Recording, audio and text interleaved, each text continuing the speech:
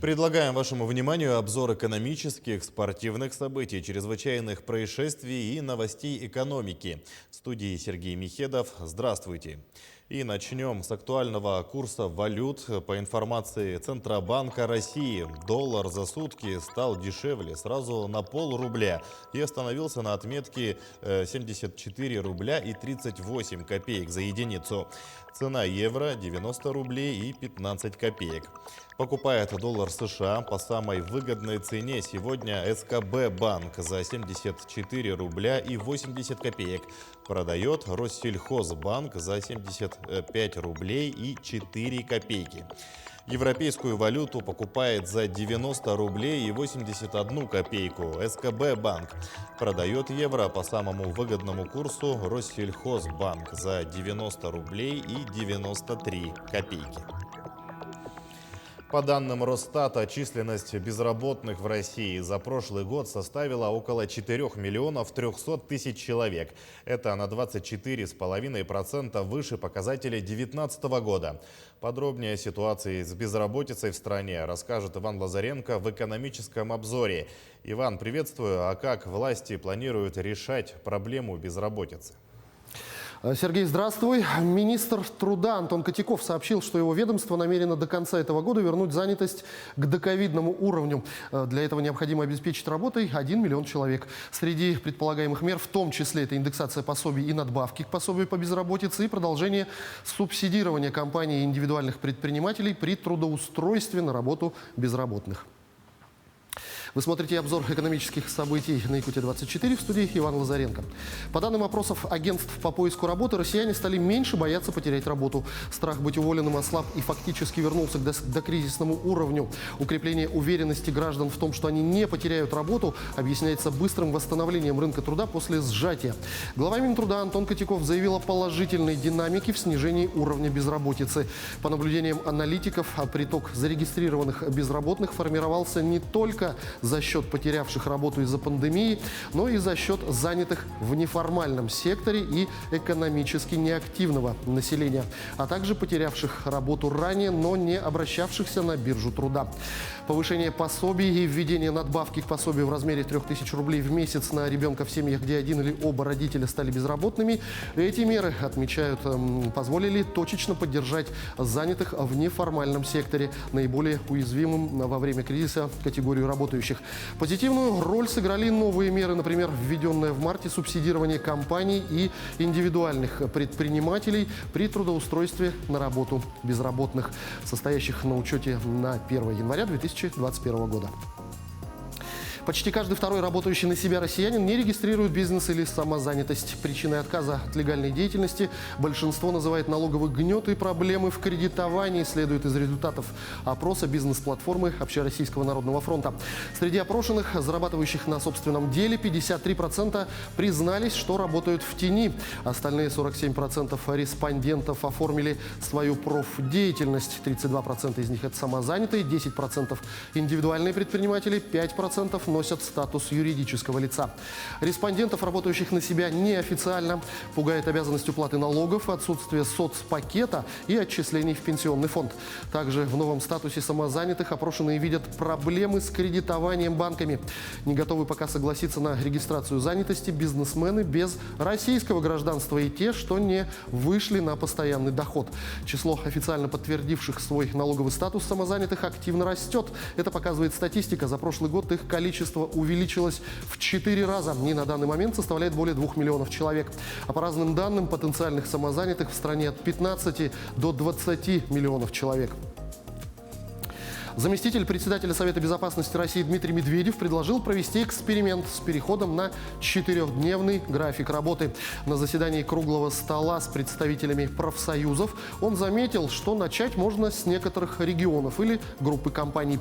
По его словам, запустить процесс можно с малого, сокращать рабочий день на час, на 2, на 3, чтобы реформа была не резкой, а ступенчатой.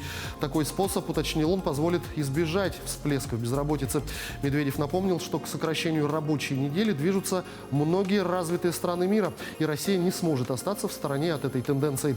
При этом важно, подчеркнул он, чтобы у сотрудника при изменении графика работы сохранялся размер зарплаты и не падала производительность труда. Ну а тем временем почти половина россиян, 49%, признались, что постоянно перерабатывают на своем месте работы. При этом 76% уточнили, что согласны работать больше 40 часов в неделю, если им за это платят. Об этом сообщили во Всероссийском центре изучения общественного мнения. Мужчины на треть чаще, 58% против 38% у женщин, рассказывают, что работают сверхурочно. О том, что трудятся около 40 часов в неделю, говорят 37% опрошенных. Отмечается, что число мужчин, согласных работать больше за дополнительные деньги, составило 84%. Всего же категорически отказывались перерабатывать только 20% участников исследования. К этому часу у меня пока все новости. Будьте в курсе экономических событий на Якутия-24. Сергей, ну а на этом я с тобой прощаюсь. Передаю слово тебе. Иван, спасибо. Это был Иван Лазаренко, а мы идем далее. И сейчас переходим к актуальной эпидобстановке в Якутии. Число больных коронавирусом увеличивается с каждым днем. За минувшие сутки выявлено 105 заражений. Из них в Якутске 61 случай, в Мегино-Кангаласском районе 15, в Усть-Алданском 6, в Татинском 5, в Амгинском 4, в Алданском, Нерюнгринском и Хангаласском районах заболели по 3 человека. В Чурапчинском районе 2, в Мирнинском, Намском и Нюрбинском районах по 1 заболевшему.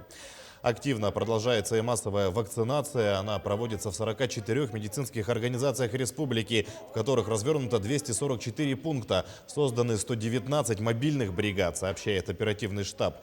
В республику поступило всего 114,5 тысяч доз вакцин. Получили первую прививку почти 107,5 тысяч человек. Вторую вакцинацию прошли 64,5 тысячи якутян. На брифинге оперативного штаба министр здравоохранения Якутии Елена Борисова сообщила об изменении картины в структуре заболеваемости.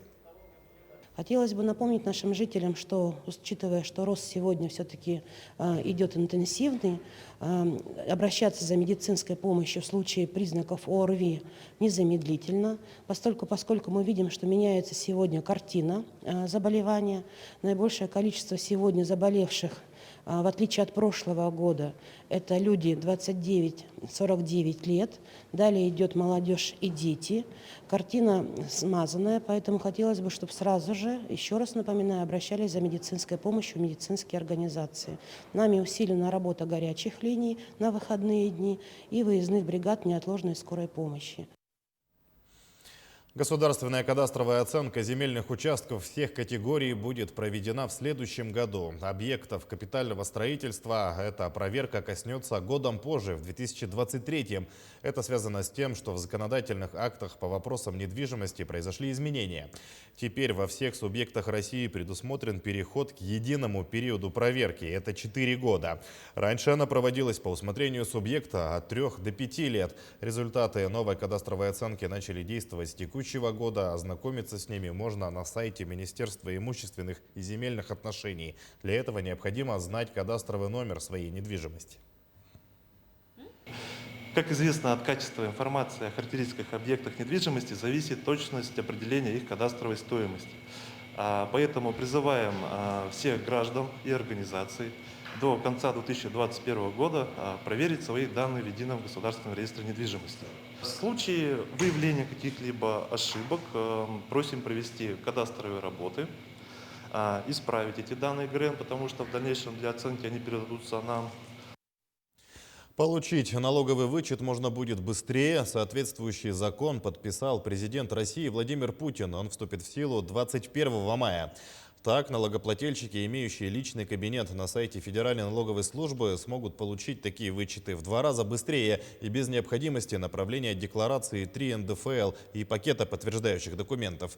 Требуемую информацию налоговые органы получат от банков. Следует отметить, что новый упрощенный порядок не отменяет общих правил предоставления имущественных и инвестиционных налоговых вычетов посредством подачи деклараций. В личном кабинете можно зарегистрироваться несколькими способами. Первое – это получить регистрационную карту и пароль в любом налоговом органе. При этом полученный пароль необходимо будет в течение месяца поменять. Те граждане, которые имеют доступ к порталу госуслуг, то есть имеют пароль от госуслуг, могут с помощью данного пароля войти в наш личный кабинет на нашем официальном сайте.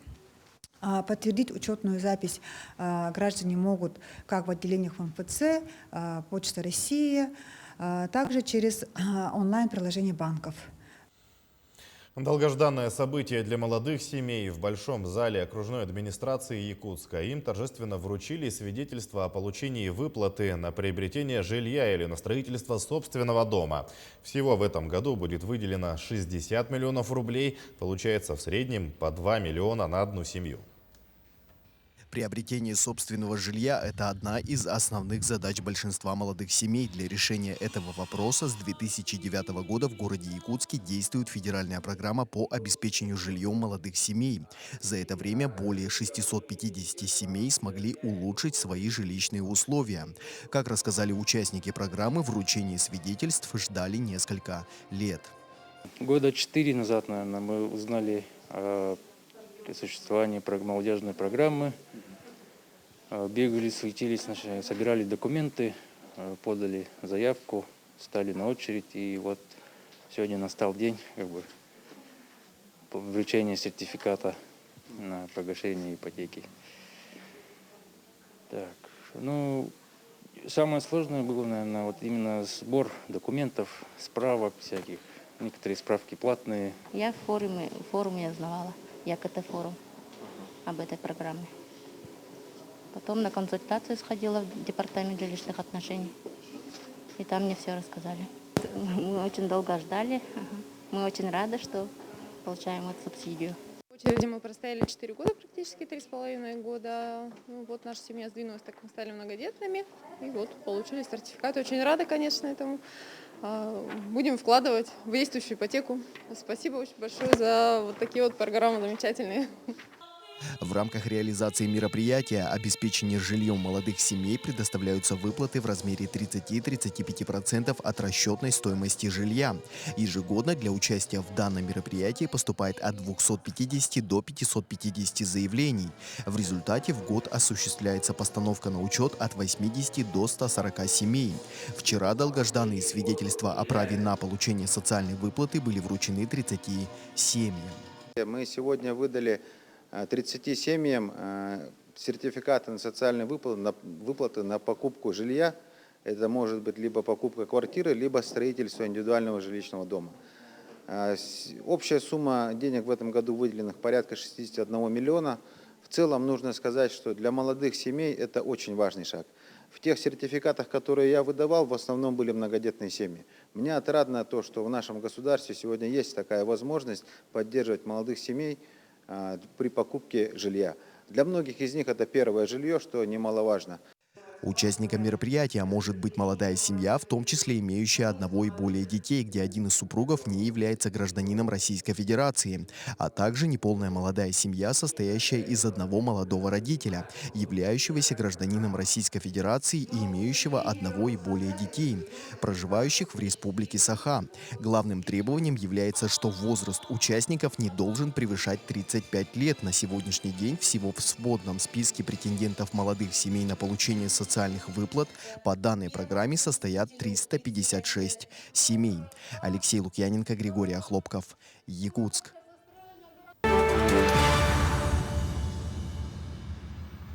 В геопарке на севере Португалии открылся самый длинный в мире пешеходный подвесной мост. Он располагается на высоте 175 метров над ущельем, по которому протекает река. Расскажет о новом сооружении Артем Сторонов. С опаской и замиранием сердца первые посетители ступили на открывшийся в четверг самый длинный в мире подвесной пешеходный мост в геопарке Арока на севере Португалии, входящем в список всемирного наследия ЮНЕСКО.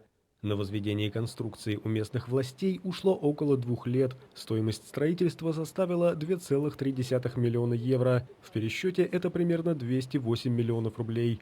Длина моста составляет 516 метров. Он нависает на высоте 175 метров над ущельем, по которому протекает бурная река Паива. При каждом шаге вся конструкция начинает немного покачиваться. Признаюсь, сперва я немного боялся, но оно того стоило. Это непередаваемый уникальный опыт, очень рекомендую. Чувствуешь выброс адреналина, когда ты находишься так высоко, ощущаешь, как трясется мост и видишь реку внизу. Невероятно. Пока что мост открыт только для местных жителей, но уже с понедельника сюда начнут пускать всех желающих. Власти надеются, что он поможет снова вдохнуть жизнь в регион, пострадавший от пандемии коронавируса. Британский королевский монетный двор отчеканил самую большую монету за всю свою более чем тысячелетнюю историю. Диаметр изделия достигает 20 сантиметров, а вес 10 килограммов. Номинал 10 тысяч фунтов стерлингов. Это последняя монета в коллекции монетного двора под названием «Звери королевы». Серия посвящена 10 каменным статуям, которые выстроились на пути Елизаветы II к Вестминстерскому аббатству во время ее коронации в 1953 году. По внешнему краю монеты изображены лев, грифон, сокол, бык, мифический як, гончая, дракон, единорог и лошадь. В центре изделия профиль королевы. На его изготовление ушло 400 часов работы мастеров высшего класса, включая 4 дня полировки. Отчеканена только одна монета, и ее уже продали за шестизначную сумму неизвестному покупателю. Как пишут британские издания, эта серия пользуется огромным спросом у коллекционеров и нумизматов.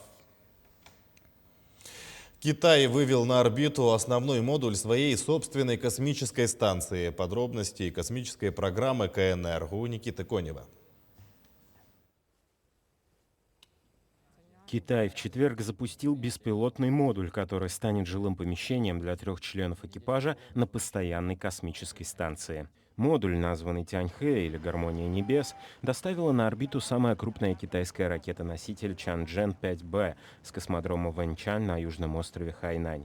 В Тяньхэ разместят не только жилое пространство, но и основной центр контроля Небесного дворца, так будет называться станция, а также в нем будут проводить некоторые эксперименты. Чтобы полностью завершить проект, потребуется еще 10 пусков. Окончить сборку на орбите планируется в 2022 году. Срок эксплуатации составит порядка 15 лет. Китай последовательно завоевывает статус одной из ведущих космических держав. Когда строительство Небесного дворца будет закончено, он станет конкурентом единственной на сегодняшний день действующей станции МКС, которую поддерживает США, Россия, Европа, Япония и Канада. В Великобритании гольфист установил мировой рекорд. Он попал мячом в движущийся автомобиль с расстояния 277 метров. О хладнокровном расчете и ювелирной точности в материале Андрея Санникова. Маркус Армитидж, возможно, и не обладатель супертитулов среди гольфистов, но уже вошел в спортивную историю, попав мячом в салон автомобиля, который разогнался до предела. Точный удар спортсмен выполнил с расстояния 277 метров. И это мировой рекорд. Стоит отдать должное и гонщику Полу Анилу, который хладнокровно управлял машиной. Этот тандем смог превзойти достижения гольфиста Джека Шепарда и пилота Формулы-1 Дэвида Култхарта, которые попали в Книгу рекордов Гиннесса в 2012 году. Тогда мяч угодил в автомобиль с расстояния 250 метров.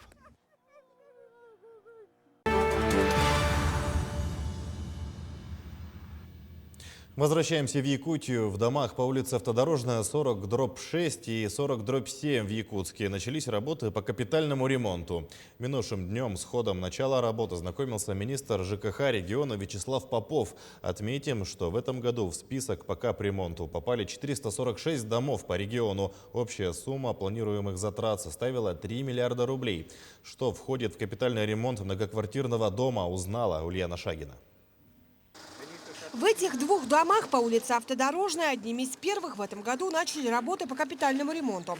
Первым делом подрядчики обновили фасад здания. Кстати, в этом году решили поэкспериментировать. Завезли до начала навигации бескаркасные облегченные панели. Так сказать, фишкой капитального ремонта в этом году станет обшивка домов специальными панелями. Они не только огнеупорные, но и энергоэффективные. Так, уменьшение ежемесячной платы за тепло жильцы этих домов должны почувствовать уже осенью. Стойкость к тепловому воздействию наглядно продемонстрировали. Не горит действительно, при этом на каждой панели имеется вентиляционный выход, чтобы не скапливалась влага. Данная технология, еще раз повторю, применяется впервые в городе Якутске. Да? Цвет и цветовая гамма этих панелей согласовывалась с управлением архитектуры города Якутска. При положительном, так скажем, опыте использования данных конструктивных элементов данные виды работ будут тиражироваться по территории республики. Генподрядчик работы уже определен. Он обещает до сентября закончить все работы. В этом году они заключили с фондом договор по 6 домам на сумму 53 миллиона рублей. Монтируются панелями, утепляются, а балконы красятся. И внутри балкона тоже утепляются панелями, если жильцы согласны. А с жильцами какая-то работа проводилась, да? Да, полностью обход несколько раз, и днем, и вечером, по другим, по разным датам обходили всех. Кто отказывается, то те подписали акт об отказе. А те, кто согласны, там заявление. Отказников много, да? Процентов где-то 40. Еще одной проблемой является задолженность собственников по уплате ежемесячных взносов на капремонт многоквартирного дома. Чтобы решить проблему, рекоператор, фонд по капремонту усилил не только разъяснительную работу среди населения, но и резко нарастил претензионно-исковую работу. Граждане, те, кто получают, так сказать, судебный привет и пытается с нами уйти на досрочное погашение, на реструктуризацию долга, то есть не доходить до судебных приставов. Отметим, что ежемесячный взнос является обязательным для всех и зависит от характеристики здания. Кстати, в этом году взнос за капремонт повысили, на индексацию в первую очередь повлияло удорожание стоимости стройматериалов, отмечают в министерстве. Ульяна Шагина, Григорий Хлопков, Якутск. Сегодня свой профессиональный праздник отмечает одна из самых жизненно необходимых служб быстрого реагирования – это пожарная охрана. Праздник был учрежден указом президента России в 1999 году. Сама история пожарных насчитывает уже сотни лет. От царского наказа до современного мощного подразделения Министерства по чрезвычайным ситуациям проделан большой и нелегкий путь. За эти долгие годы пожарная охрана изменялась, реформировалась и совершенствовалась. Но смысл работы пожарных остается неизменным – спасение людей и имущества от огня. 2 десятка боевых машин пролетели над Калининградом. Авиация Балтийского флота готовится к параду в честь 76-й годовщины победы в Великой Отечественной войне. Подробности парада этого года у наших коллег. Калининград оглушил рев реактивных двигателей. В городе прошла репетиция, пожалуй, самой зрелищной воздушной части военного парада в честь 76-й годовщины победы в Великой Отечественной войне. В небо поднялись 2 десятка боевых машин. Среди них истребители Су-27 и Су-30СМ, фронтовые бомбардировщики Су-24М, а также ударные и транспортно-боевые вертолеты Ми-24 и Ми-8. Полет буквально рассчитан посекундно. Авиация взлетела сразу с 3 аэродромов и на подлете к Калининграду сформировала воздушный строй. При этом высота предельно низкая – от 150 до 300 метров, скорость от 160 до 550 км в час. В таких условиях от летчиков требуется предельная концентрация, дистанция между машинами минимальная, летят крыло к крылу. Готовиться к параду летчики начали еще в начале апреля. Сначала тренировки проходили в районе мест дислокации, а затем в составе тактических групп. Впереди еще 2 репетиции, после чего экипажи будут готовы 9 мая продемонстрировать свое мастерство. Главное, чтобы погода не помешала. Далее выпуск продолжит обзор чрезвычайных происшествий. Его представит наш корреспондент Юрий Осипов.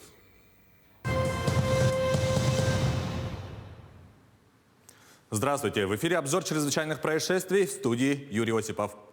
Следователи возбудили уголовное дело по факту повреждения мемориала на Вечном огне в Якутске. Напомню, в средствах массовой информации опубликовали сведения о группе молодых людей, потушивших пламя на мемориале «Вечный огонь», расположенном на площади Победы в столице региона. В настоящее время проводится осмотр места происшествия, устанавливаются очевидцы и осуществляются иные неотложные следственные действия, направленные на установление всех обстоятельств совершенного преступления. Полицейские установили подозреваемого в незаконной добыче 2 лосей на особо охраняемой территории. По информации регионального МВД в отделении полиции по Среднеколымскому району поступило сообщение от инспекторов Минэкологии о том, что в местности, относящейся к особо охраняемым природным территориям, неизвестным лицом были разделаны 2 особи лося. На месте происшествия следственно-оперативной группой были обнаружены фрагменты диких животных. В ходе оперативно-розыскных мероприятий сотрудниками уголовного розыска был установлен 32-летний житель города Среднеколымск, у которого было обнаружено и изъято богато разделанное мясо. Выяснилось, что двое местных жителей во время езды на снегоходах заметили пару лосей. Один из них произвел отстрел 2 особей. Причиненный ущерб составил порядка 500 тысяч рублей. Охотничий карабин изъят и направлен на экспертизу, а в отношении подозреваемого возбуждено уголовное дело. Полицейские раскрыли кражу ювелирных изделий стоимостью около 150 тысяч рублей. В дежурную часть обратилась жительница города Якутска. Пенсионерка сообщила, что драгоценности украли из ее квартиры. Подозреваемым оказался ранее судимый 27-летний мужчина. Он привлекался к уголовной ответственности за умышленное причинение тяжкого вреда здоровью. Установлено, что он знал, где в квартире потерпевшая хранит ювелирные изделия. В день происшествия он был в гостях у соседки, где они в компании знакомых распивали алкоголь. Во время застолья злоумышленник, воспользовавшись тем, что хозяйка дома вышла в другую комнату, украл золотую цепочку и обручальное кольцо с бриллиантом. Сообщается, что похищенное он продал. Еще одна кража драгоценностей в Якутске. На этот раз 21-летняя девушка подозревается в краже ювелирных украшений у подруги. Местная жительница рассказала полицейским, что у нее из квартиры украли ювелирные изделия стоимостью около 100 тысяч рублей. Она отметила, что еще 2 года назад впервые обнаружила пропажу одного из ювелирных изделий и решила, что сама где-то потеряла.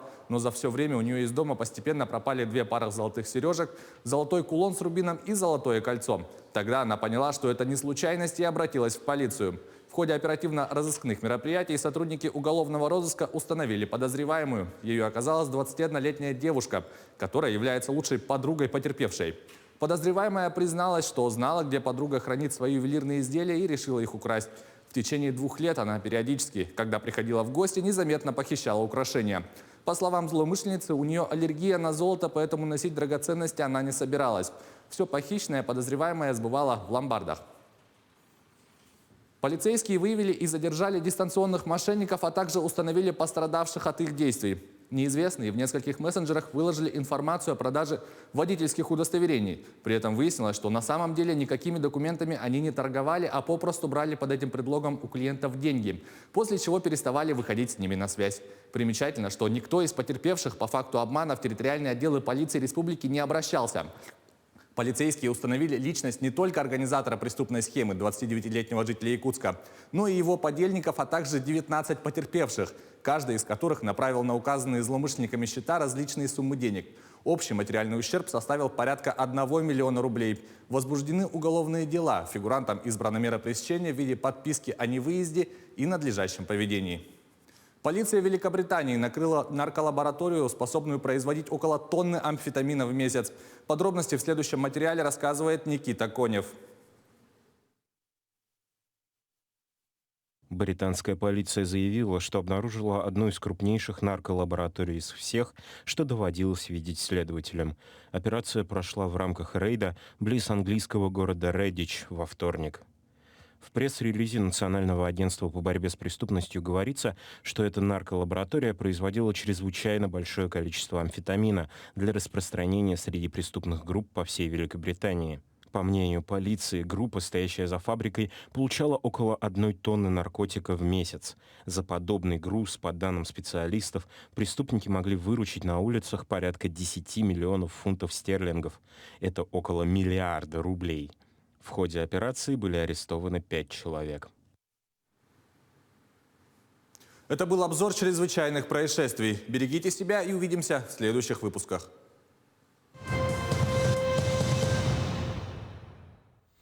Идем далее. Жители Якутии смогут рассказать о героях своей семьи всей стране. Для этого до 6 мая нужно стать участником всенародного исторического проекта «Лица Победы». Найти истории героев своей семьи на портале проекта можно будет 9 мая. Биографии поступят на вечное хранение в Московский музей Победы и станут частью его мультимедийной экспозиции. Благодаря возможности поиска по сайту у жителей региона появится уникальная возможность показать своим детям, родителям, друзьям и знакомым истории предков, внесших вклад в разгром нацизма, и поделиться этими историями в соцсетях. Всенародный исторический проект «Лица Победы» стартовал в декабре 2019 года. А накануне диктант Победы прошел на 16 тысячах площадок в 80 странах мира. Первыми участниками акции стали жители Дальнего Востока. А лидером по количеству площадок стала наша республика. Их в Якутии было 515. Об участниках из Нерюнгринского района расскажет Екатерина Павлова. Уважаемые участники диктанта, сегодня вы будете выполнять задание Всероссийского исторического диктанта на тему событий Великой Отечественной войны. В Нерюнгринском районе написать диктант Победы можно было на одной из 7 площадок. Ими были выбраны школы района от города Нерюнгри до поселка Хани. Участниками акции стали более 500 нерюнгринцев. Акцию поддержали силовые ведомства, чтобы получить независимую оценку своих знаний об исторических событиях. Кроме того, большую заинтересованность в написании диктанта проявили школьники. Это позволило им проверить свои знания о событиях Великой Отечественной войны. Я пришел сюда сам. На мой взгляд, это очень важная часть нашей истории.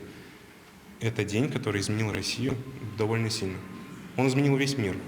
Я в первый раз участвую. Для меня задание средней сложности. Я интересуюсь историей, но не в таком ключе, чтобы знать мелкие детали, которые упоминаются там.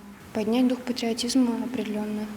Это главная цель, я считаю. 25 вопросов о ключевых событиях войны и ее героях. Участники получат сертификаты участия в диктанте Победы, а лучшие – диплом финалистов. Победители получат право принять участие в Параде Победы. Выпускники будут иметь ряд преференций при поступлении в вузы по усмотрению образовательной организации. Екатерина Павлова, Захар Головин, Нерюнгри. Победам возраст не помеха. 97-летний ветеран Великой Отечественной стал кандидатом в мастера спорта по шашкам. Стаж пенсионера в шахматной игре составляет более 80 лет. Однако он до сих пор продолжает гореть своим делом и добиваться в нем новых высот. В декабре прошлого года ему досталось звание кандидата в мастера спорта. За спиной ветерана Наума Слепцова уже несколько сотен побед, помимо самой главной в его жизни – Великой Отечественной. Не достигнув возраста 20 лет, он был призван в действующую армию и брошен на штурм города-крепости Хайлар. Несколько раз отбивал атаки японцев, за что впоследствии был награжден знаком отличного пулеметчика. Я был призван в армию в 1945 году и 5 лет служил в рядах советской армии. В 1945 году пришлось участвовать против японских, в войне против японских империалистов. В составе 152-го полка 94-й дивизии я участвовал в штурме города Хайлар. Вернуться же с войны Слепцову удалось лишь спустя 5 лет службы в 1950 году. Тогда же он решил возобновить обучение и окончил Чурапчинское педагогическое училище с дипломом учителя русского языка и литературы. Но, несмотря на полученную специальность, Слепцов стал преподавать математику и организовал в родной школе шахматный кружок, отдавая дань своему педагогу по шахматам из далекого детства. Шахматы я с 1 класса. Это в 1934 году я поступил в Черкесскую 7-летнюю школу, 1 класс. И там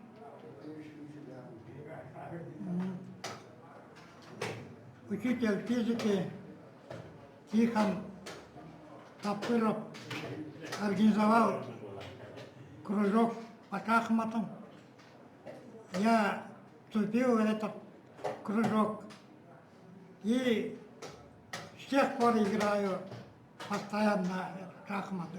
Дань силе духа и удивительной памяти Наума Слепцова отдают и его давние соперники по шашкам и шахматам. Наум Трифонович очень боевой шахматист, я его знаю давно. Он от борьбы никогда не уклоняется, борется до конца. Несмотря на свой солидный возраст, он сохраняет ясность ума, у него очень хорошая память. Причем это проявляется не только в шахматах, но еще больше даже в карточной игре. У него оперативная память вообще удивительная. Он помнит все вышедшие карты. Шашки пришли в жизнь ветерана гораздо позже, чем шахматы. Только в 2005 году Слепцов впервые принял участие в турнире и сразу получил первый разряд.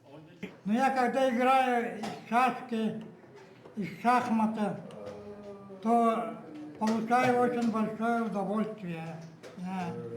я очень люблю. И дома я часто занимаюсь один,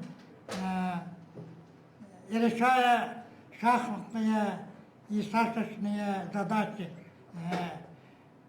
Они очень интересны. Поэтому, наверное, вот сейчас у меня 98-й год жизни, но память такая не так слаба, как у остальных. Сейчас же ветеран продолжает посещать местный шашечно-шахматный центр и проводить турниры. Выпускники же его школы теперь самостоятельно преподают и воспитывают новых молодых гроссмейстеров и чемпионов страны. Надежда Саханская, Анна Васильева, Якутск. Продолжаем спортивную тему. Хоккейный клуб «Авангард» стал обладателем Кубка Гагарина. В честь команды назовут одну из улиц Омска, где базируется «Авангард». Подробности в новостях спорта расскажет мой коллега Власий Сергеев.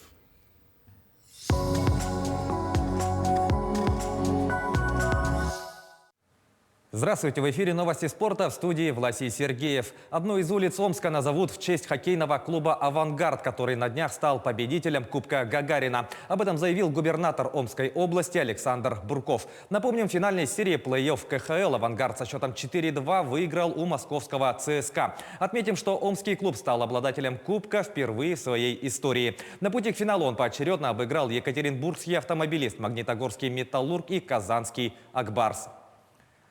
Результативная передача Александра Барабанова помогла Сан-Хосе со счетом 4-2 выиграть у Аризоны в домашнем матче регулярного чемпионата Национальной хоккейной лиги. В составе победителей шайбы забросили Эвандер Кейн, Рудольф Балцерс, Кевин Лабанк и Томаш Гертл. У гостей отличились Фил Кессел и Йохан Ларсон. Российский нападающий, дебютировавший за Сан-Хосе на прошлой неделе, отметился результативным действием во второй игре к ряду. В предыдущей встрече он забросил свою первую шайбу в НХЛ. Сан-Хосе занимает 6-е место в таблице западного дивизиона, набрав 45 очков. Вмешательство премьер-министра России Михаила Мишустина помогло баскетболистам ЦСКА успеть на матч Евролиги против турецкого Фенербахче. Как заявил президент московского клуба Андрей Ватутин, армейцы не могли вылететь из Москвы из-за сложностей с перелетами между Россией и Турцией. И именно вмешательство Мишустина позволило долететь до Стамбула в назначенное время. В случае неявки ЦСКА было бы засчитано техническое поражение со счетом 20-0. Напомним, накануне московский клуб в гостях обыграл Фенербахче в третьем матче четвертьфинала Евролиги и впервые вышел в финал 4. Руководители промоушена «Беллатор» предложили российскому бойцу ММА Федору Емельяненко варианты соперников для поединка под эгидой их организации. Сообщается, что россиянин в данный момент консультируется со своим тренером, после чего ближе к 7 мая будут объявлены дата проведения поединка и имя оппонента. Напомним, Емельяненко 44 года. В последний раз он выходил на октагон в декабре 2019 года. Тогда он выиграл нокаутом у американца Куинтона Джексона. Всего на его счету 39 побед при 6 поражениях. Еще один бой был признан несостоявшимся. Перейдем к событиям нашего региона. Якутянка Нюргуяна Никифорова в составе сборной России выступит на предолимпийском турнире по дзюдо мировой серии «Большой шлем». Соревнования пройдут в начале мая в Казани. Якутская спортсменка выступит в весовой категории до 78 килограмм. Отметим, что на этом турнире будут разыгрываться квалификационные очки для отбора на игры в Токио. В текущем году Никифорова дважды выступала на стартах серии «Большого шлема» в Узбекистане и Турции, однако в число призеров не попадала. Якутянин Евгений Самсонов стал победителем чемпионата России по стритлифтингу в классическом двоеборье. Соревнования, участие в котором приняли спортсмены из 17 регионов страны, прошли в онлайн-формате. По сумме 2 упражнений якутянин показал результат 147,5 килограммов. Отметим, что этот показатель позволил ему выполнить норматив мастера спорта России. В данный момент Самсонов усиленно готовится к чемпионату мира, сроки проведения которого пока неизвестны. Таковы главные спортивные новости к этому часу. Занимайтесь спортом и будьте здоровы!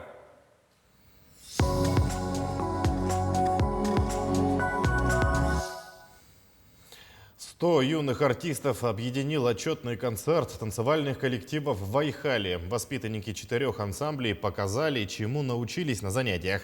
Зрители увидели более 15 номеров. В зале работали и наши коллеги. Дарья Кожемякина неспешно проверяет каждую деталь костюма, дополняет образ напульсниками и украшением на голову. Все должно сидеть аккуратно. Танцами юная девушка занимается 2 года. В местный дворец культуры привела мама. Это не первый мой концерт. Бывает, что ноги трясутся, но я справляюсь с этим. С волнением Дарья справилась и в этот раз. Четкие движения – результат тренировок. Вместе с другими участниками танцевального коллектива «Респект» исполнили 2 номера.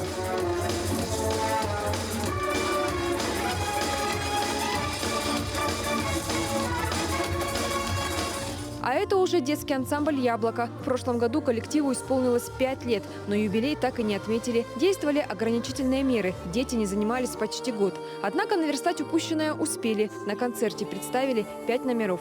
Состав, конечно, изменился. Кто-то ушел, кто-то уехал, кто-то пришел. Есть у нас такие, которые присоединились к нам в онлайн-режиме.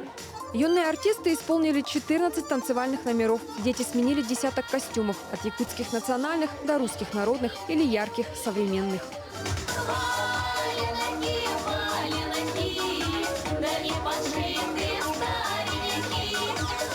За кулисами тоже своя жизнь. Перед каждым номером педагоги давали напутствие ребятам. Воспитанники к словам прислушиваются. К концерту готовились 3 месяца. Зрители довольны. Мне все участники понравились. Вообще замечательный концерт. Вообще молодцы все. Все детки старались, все детки занимались. Вообще мне очень нравится, как рок-н-ролл танцуют девочки. Молодцы девчонки, молодцы руководители. Новые танцы, новые лица, новые открытия и таланты. Участниками отчетного концерта стали ребята разных возрастов. Танцевальный фейерверк завершился флешмобом.